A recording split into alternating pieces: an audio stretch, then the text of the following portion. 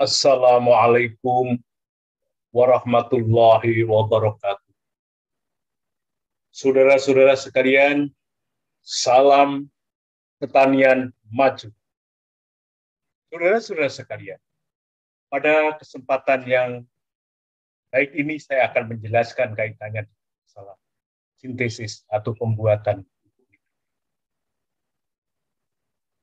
Saudara-saudara sekalian, unsur hara endokrin adalah merupakan salah satu unsur hara makro esensial primer, yaitu unsur hara yang sangat penting untuk pertumbuhan tanaman dan dibutuhkan dalam jumlah yang banyak. Namun permasalahannya adalah ketersediaan di dalam tanah itu sedikit dan tidak ada dalam bentuk struktur mineral di dalam tanah. Sebagian besar nitrogen itu berada di udara sebagai N2.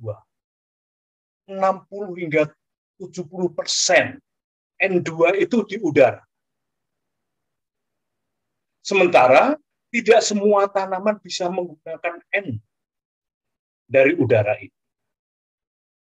Kemudian permasalahan yang kedua adalah banyaknya proses yang menyebabkan yaitu kehilangan nitrogen dari tanah.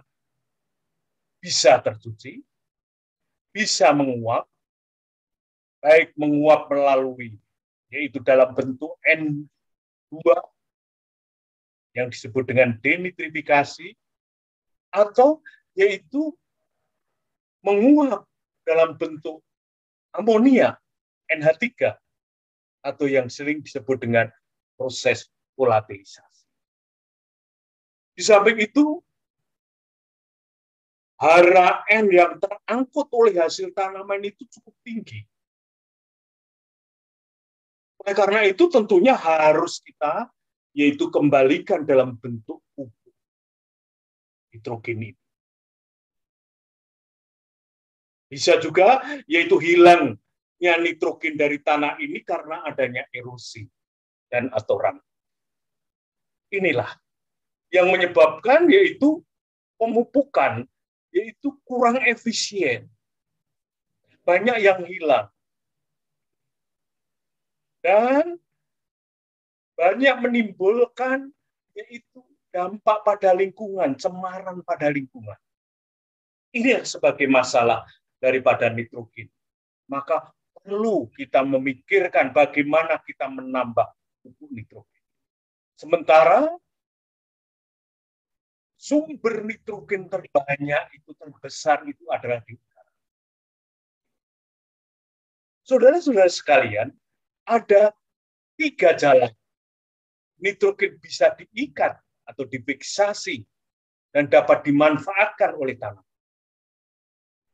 Yang pertama adalah atmosferik fiksasi.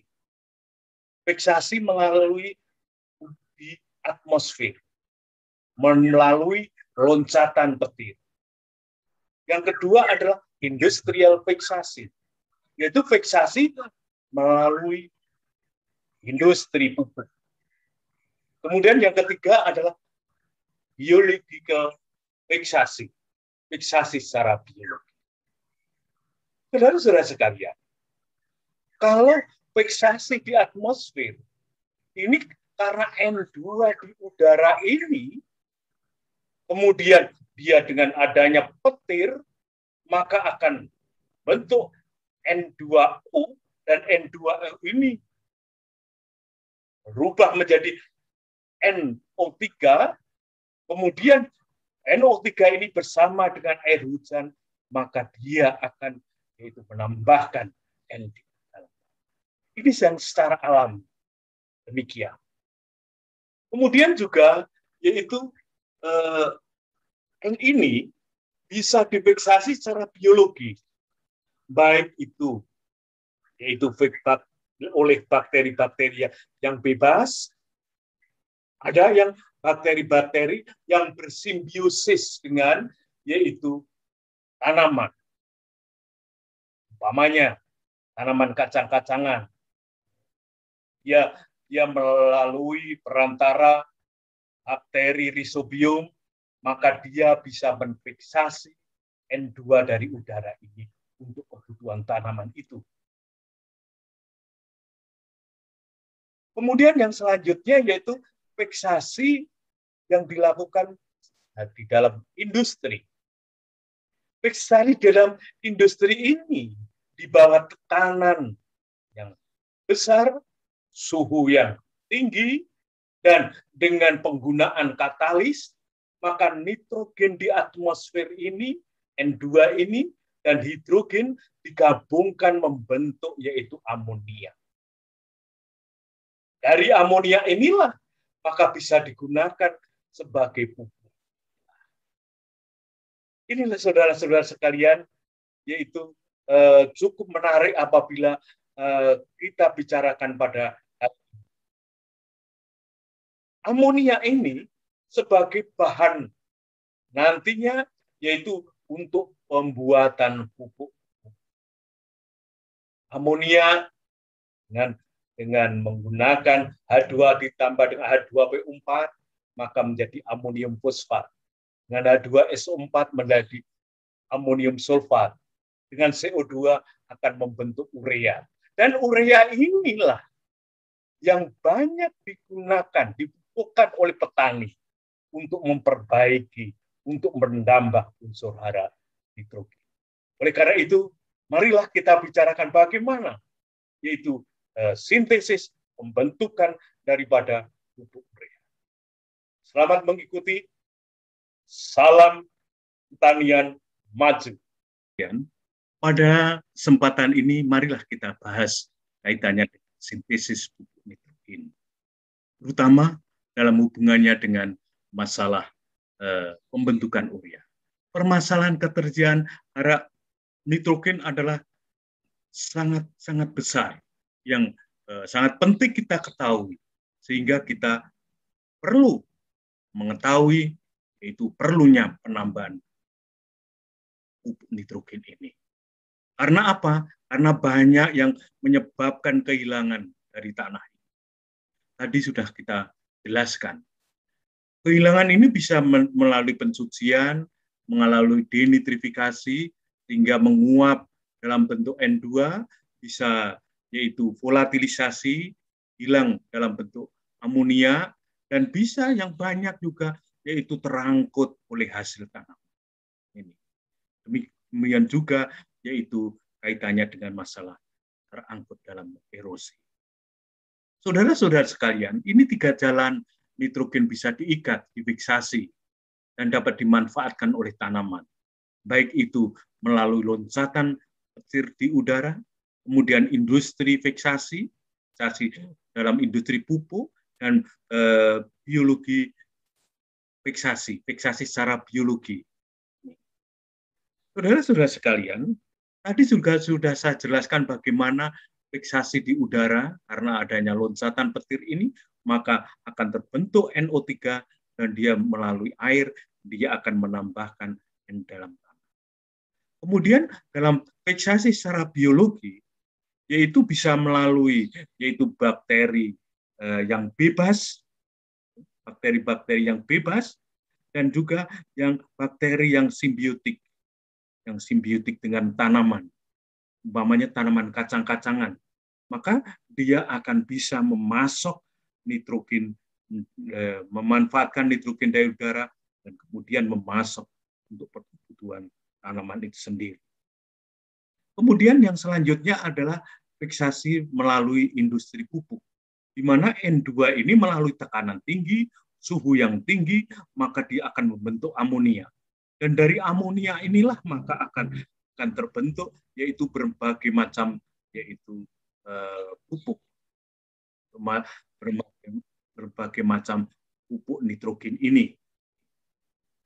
Saudara-saudara sekalian, ini dari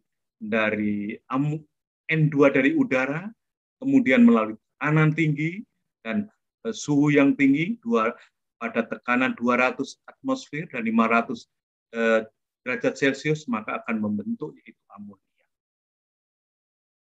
Kemudian dari amonia inilah nantinya akan membentuk yaitu berbagai macam pupuk nitrogen. Kalau kita lihat, bahkan pembentukan pupuk ini dari amonia ini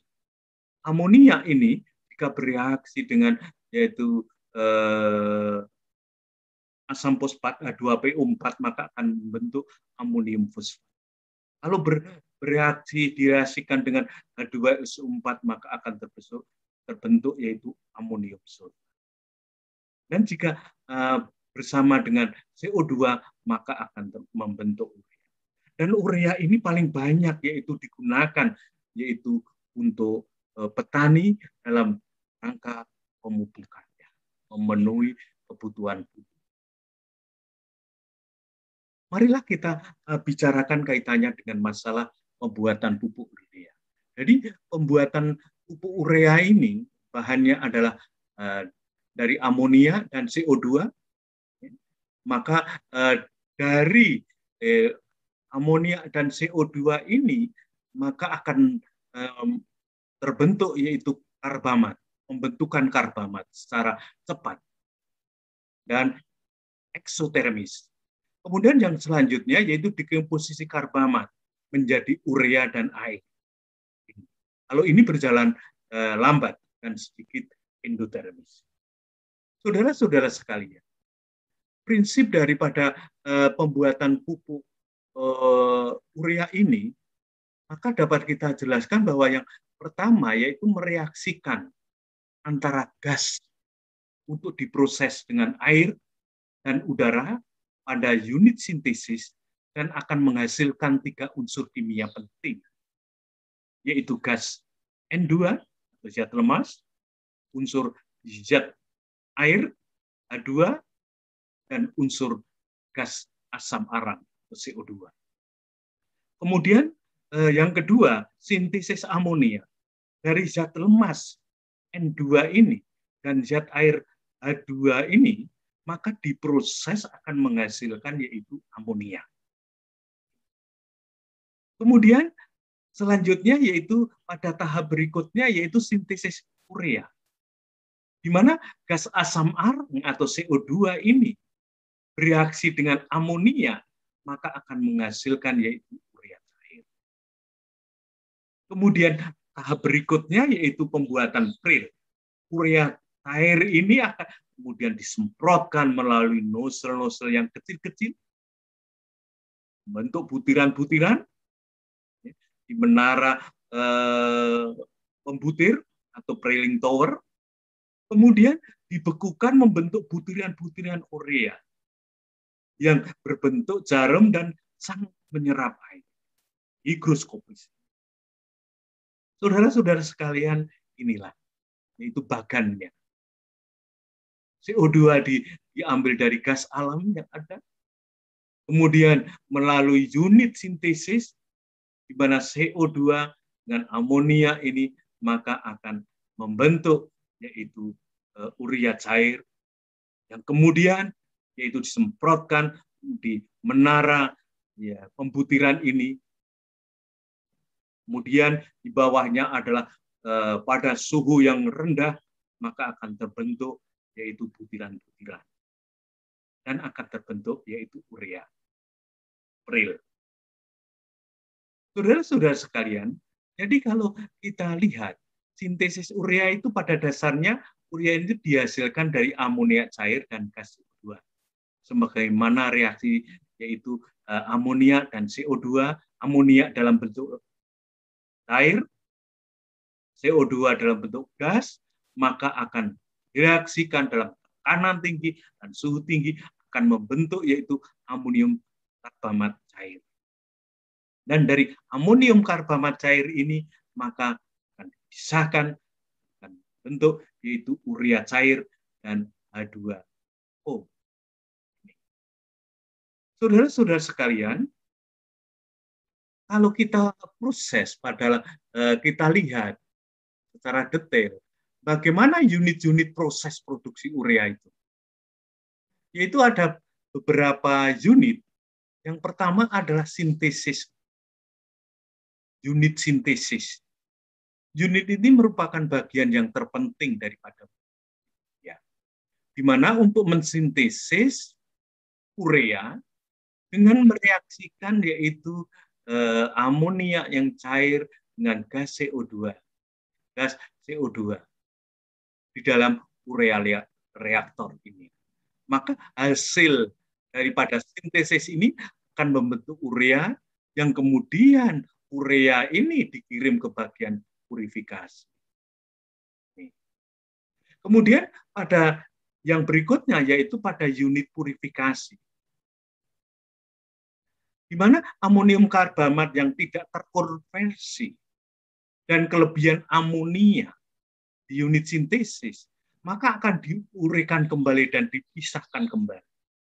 Perurean yang berupa gas CO2 dan amonia ini hasilnya, maka akan dikirimkan kembali, yaitu untuk di recovery.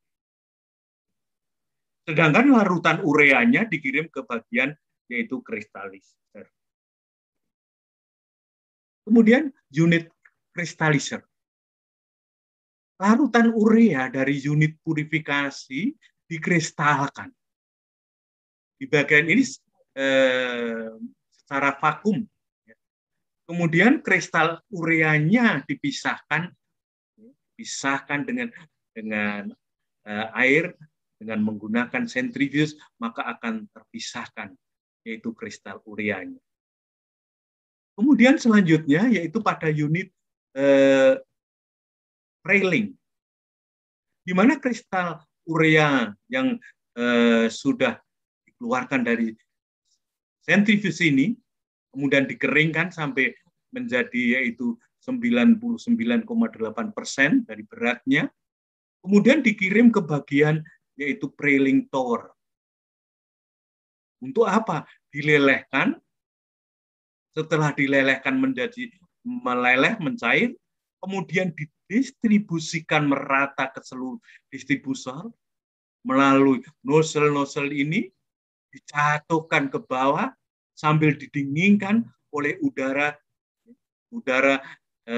di bawahnya yang dingin, maka akan menghasilkan produk urea Prailing, butiran urea dalam bentuk butiran ini.